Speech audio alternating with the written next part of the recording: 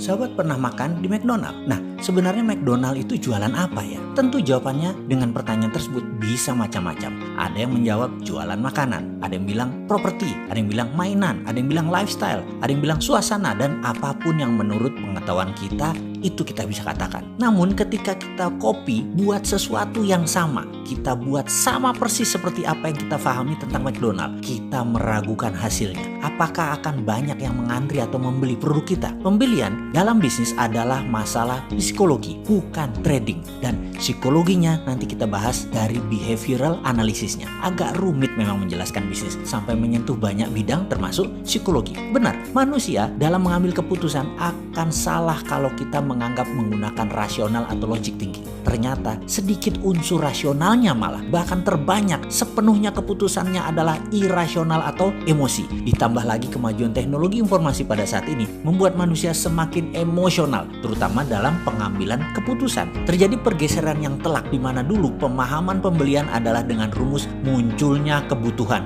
atau need recognition, diikuti dengan pencarian informasi atau informational search, diikuti dengan evaluasi alternatif produk yang akan kita beli atau evaluation of alternative, kemudian melakukan pembelian dan penggunaan atau purchasing and consumption. Oke, sekarang kenyataan terbanyak pada saat Anda jalan ke mall, ke Senayan City misalnya, di mana niatnya mau membeli celana jeans dan minyak wangi. Ternyata proses belanja itu tidak semulus logika kita sewaktu berangkat di awalnya. Seberapa sering ternyata Anda pulang tidak jadi beli celana jeans, malah beli baju atasan. Tidak jadi beli parfum, malah beli handphone terbaru. Di mana rasionalnya? Benar nggak perkataan ini? Apakah ini pengalaman kita semua atau hanya saya? Kembali ke McDonald. Apakah McDonald laku keras karena lokasinya? Atau laku karena Big Mac-nya, karena McNugget-nya, karena McChicken-nya? Kalau secara rasa, semua produk McDonald biasa saja menurut saya.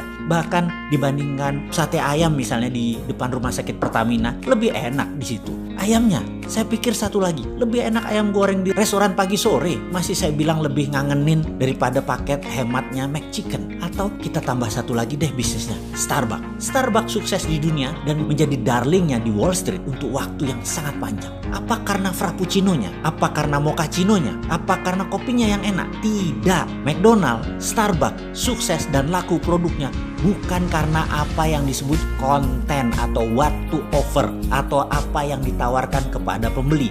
McDonald sukses bukan karena makanan. Starbucks sukses bukan karena kopi. Konten adalah sesuatu yang berhubungan dengan rasional kita. Misalnya kita membeli sepatu, kita ingin sepatu tersebut kuat, bagus dan tahan lama. Kita ingin membeli makanan, maka makanan tersebut harus enak, harus murah, mengenyangkan apa tidak porsinya, atau bahkan makanan tersebut sehat atau tidak. Semua itu berhubungan dengan rasional. Itu adalah konten. Sementara konteks itu berkaitan dengan emosi. Kalau kita bicara emosi, cenderung tidak rasional. Fanatisme misalnya ini karena emosi, bukan karena pemikiran rasional. Coba kita lihat apa hubungannya wanita cantik di samping mobil mewah. Apa hubungannya koboi dengan rokok Marlboro? Apa hubungannya kecantikan dengan body shop yang mengatakan against animal testing? Sekilas memang tidak nyambung, tapi itulah konteks, itulah emosi. Sekali lagi, McDonald bukan melulu karena makanannya. Starbucks, Subway, Chipotle, sekali lagi bukan karena makanannya atau minumannya. Merek-merek besar tersebut menjadi besar sejak day one karena konsep